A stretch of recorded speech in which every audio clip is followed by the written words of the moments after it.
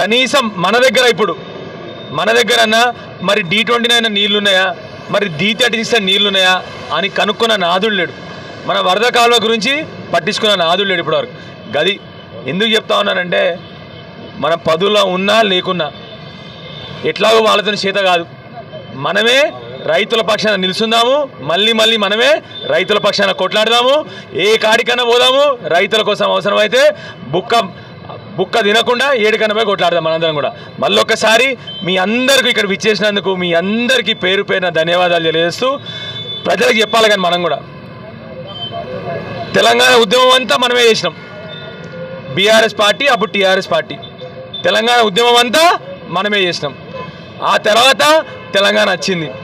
తెలంగాణ వచ్చినాక మళ్ళీ తెలంగాణ బాగుపడడానికి మళ్ళీ ఉద్యమంలాగా పరిపాలించినాం.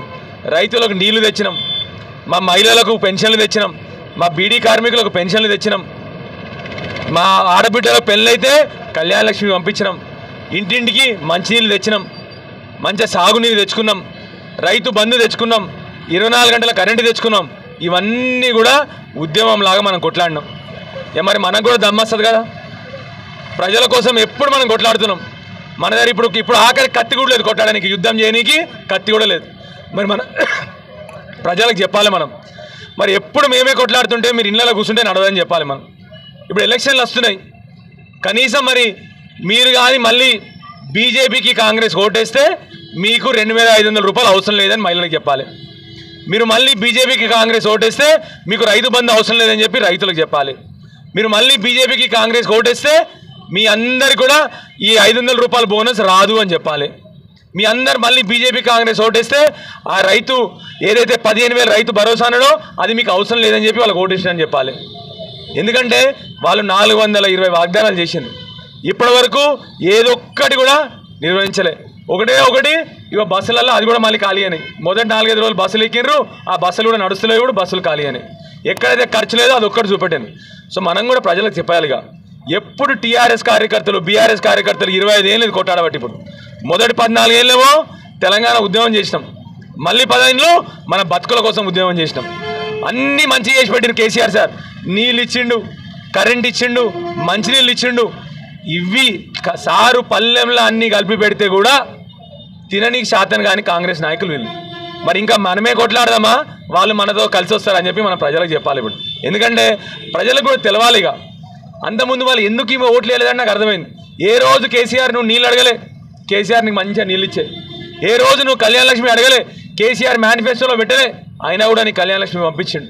ఇంటింటికి నీరు ఇస్తా అని మొదట మేనిఫెస్టోలో పెట్టలే, మధ్యలో పెట్టిండు, నేను ఓట్లు అడగా అని చెప్పిండు.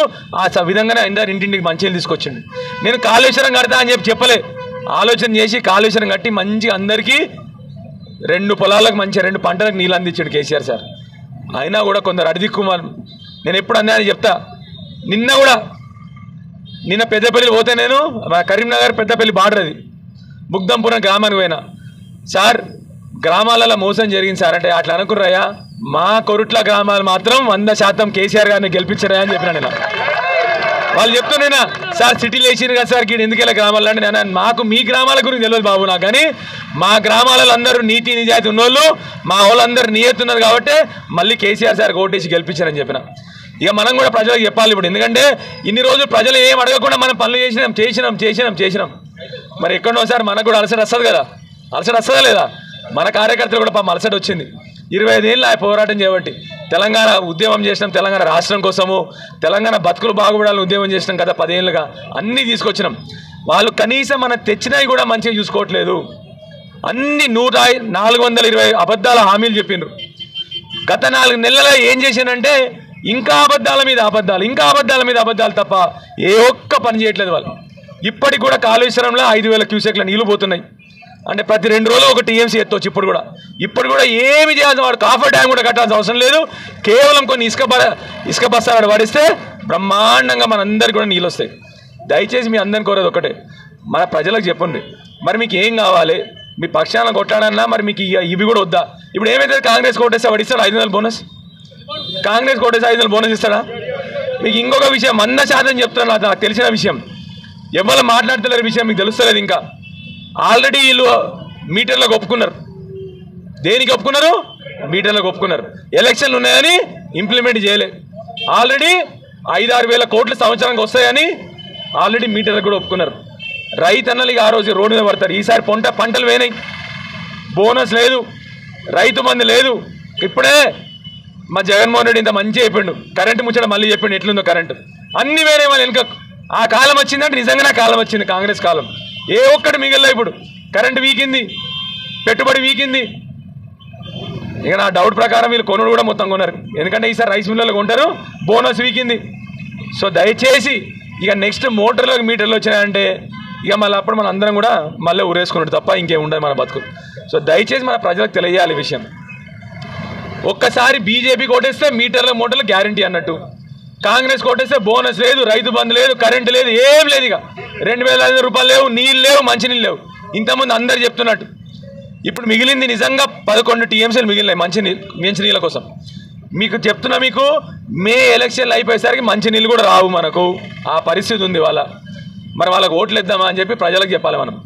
సో దయచేసి మనం కూడా ప్రజలకు చెప్పాలి, మేము కొట్లాడినాం, మీరు మాకు జత కావాలని చెప్పాలి. ఇప్పటి నుంచి అందరం కలిసికట్టుగా మనం నిల్చుందాం వాళ్ళ పక్షాన, కానీ వాళ్ళు కూడా మనతో కలిసి రావాలని చెప్పి మన ప్రజలు తెలియజేయాలి. మళ్ళొక్కసారి కేవలం రైతుల కోసం నిలుచున్నది బీఆర్ఎస్ పార్టీ అని నిరూపించినందుకు మా రైతన్నలకు, మా బీఆర్ఎస్ పార్టీ కార్యకర్తలకు, మా బీఆర్ఎస్ పార్టీ నాయకులకు అందరికీ పేరున శిరస్సు వంచి నమస్కరిస్తూ ఉన్నాను. ఇంత ఎండలో కూడా ఇంత కష్టం అనుకోకుండా వచ్చి కూర్చున్నందుకు మీ అందరికీ శిరస్సు వంచి నమస్కరిస్తున్నాను. జై తెలంగాణ, జై తెలంగాణ, జై కేసీఆర్.